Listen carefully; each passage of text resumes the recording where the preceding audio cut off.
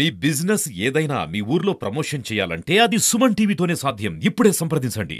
7 chemical కంపెనీలకు సంబంధించి మూడు గ్రామాలు విపరీతమైనటువంటి గ్రామాలు పొల్యూట్ అయినటువంటి పరిస్థితుల్లో ప్రస్తుతం ఎమ్మెల్యే గారు గతంలో ఉన్నప్పుడైతే హామీ ఇవ్వడం జరిగింది. ఖచ్చితంగా దీన్ని పరిశ్రమలను తరలిస్తాము, ఎందుకంటే విషంతో ఇక్కడ ప్రజలైతే ఇబ్బంది పడుతున్నటువంటి పరిస్థితి. కాబట్టి ఈ గ్రామస్తులు చాలా మంది ఇక్కడ తరలి వచ్చారు. ఒకసారి ఎమ్మెల్యే గారు అసలు ఆ గ్రామానికి సంబంధించి ఏ హామీ ఇచ్చారు, ఇక్కడ ఎమ్మెల్యే గారిని అడిగి తెలుసుకున్నాను సార్. ఏం చెప్పండి సార్, చెప్పండి సార్.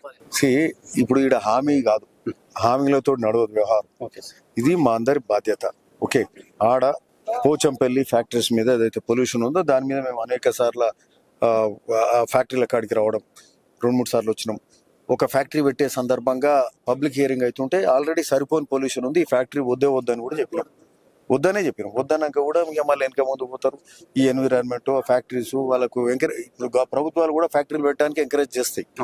సో అట్లా ఆ సందర్భంగా ఎంప్లాయ్మెంట్ కోసం దానికోసం పర్మిషన్లు వచ్చినట్టున్నాయి. మళ్ళీ గత ప్రభుత్వాలలో వచ్చి ఆడ 7 ఫ్యాక్టరీస్ ఉన్నాయి పెద్దవి.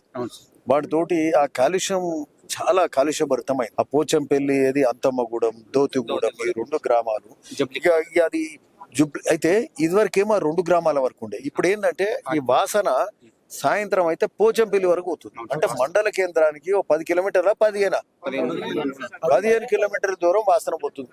అంటే ఒక మండలం అక్కడ రేవన్పల్లి దాకా పోతుంది, అక్కడ అటు ఇంద్రియాల దిక్కు పోతుంది, ఇటు జుబ్లక్పల్లి అయితే పక్కకే ఉంది. అంటే ఓ మండలంలో దాదాపు 50,000 మంది జనాభాకు పొల్యూషన్ కారకులు అయితే ఈ ఫ్యాక్టరీస్ వాళ్ళ బాధ్యత, సామాజిక బాధ్యత అనేది మస్ట్. ఎవరికి వాడు వ్యాపారాలు చేసుకోవాలి, సంపాదించుకోవాలి, ఇంత ఎంప్లాయ్మెంట్ క్రియేట్ చేయాలి, ఇంతో వీలైతే సామాజిక బాధ్యత CSR కార్పొరేట్ సోషల్ రెస్పాన్సిబిలిటీ తీసుకొని కొంత చేయాలి. ఓ దగ్గర వాటర్ ప్లాంట్, ఓ దగ్గర బస్ షెల్టర్లు, ఓ దగ్గర హాస్పిటల్ కు ఏసీ లేయడం కానీ, అంబులెన్స్ లేయడం కానీ, అదన సమాజానికి మేలు చేసే కార్యక్రమం చేయాలి. బోర్లు ఇవ్వాలి, వాటర్ ట్యాంకర్స్, ఇట్లాంటివన్నీ చేయాలి, వాటర్ ఫిల్టర్స్. ఓకే, సరే, ఇవన్నీ ఒక ఎత్తు అయితే అసలు ఆడ మనుషులు ఉండడానికి లేకుండా పరిస్థితి తీసుకొస్తే ఇది ఎక్కడి కథ? అసలు corporate social responsibility, forget it. Basically people are not able to live in that area. అంటే that is meaningless. It is meaningless. They are doing business there without taking care of the people there in that area. That is so bad. ఇది చాలా తప్పిదనం.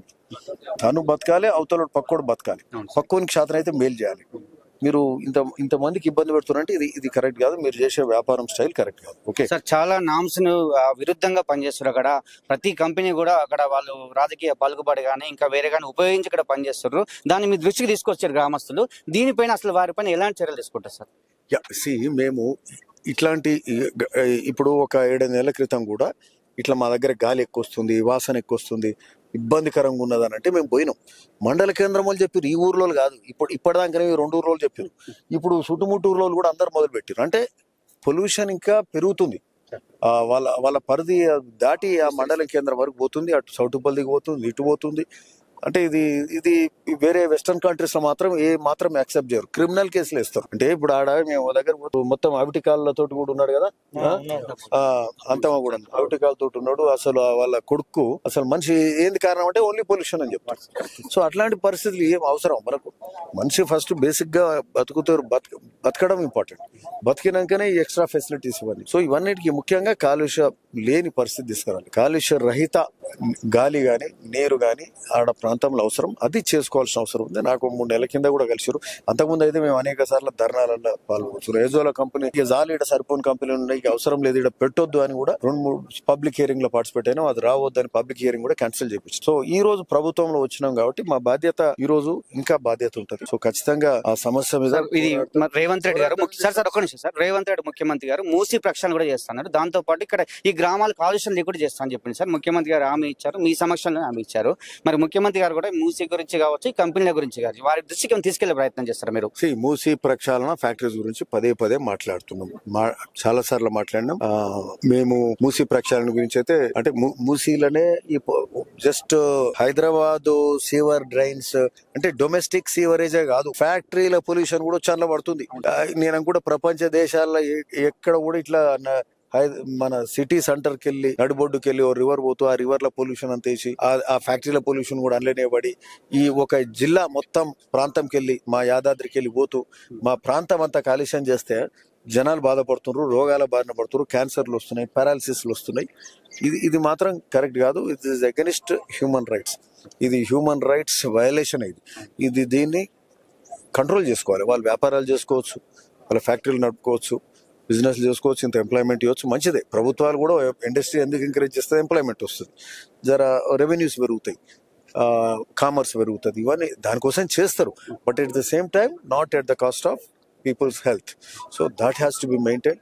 దానికోసము సరే మాకు 3 నెలల క్రితం కలిసిన వాళ్ళకు ఒకటే చెప్పినాం, ఏది చేసినా కాలుష్యం లేని వాతావరణం పోచంపల్లి ప్రాంతంలో ఉండాలి, దోతిగూడెం, అంతమగూడెం అని. మాకు ఆ తర్వాత పార్లమెంట్ ఎలక్షన్స్ ఈ మధ్యనే 15 రోజులకి ఫ్రీ అయినాం.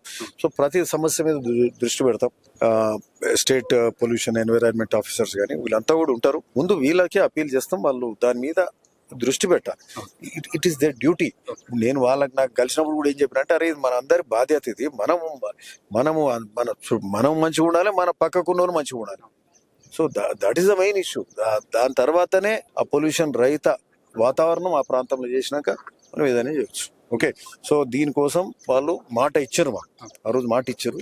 సరే కలిసి 3 నెలలు అయింది. ఇప్పుడు మళ్ళీ అందరినీ పిలుస్తాం, మాట్లాడతాం.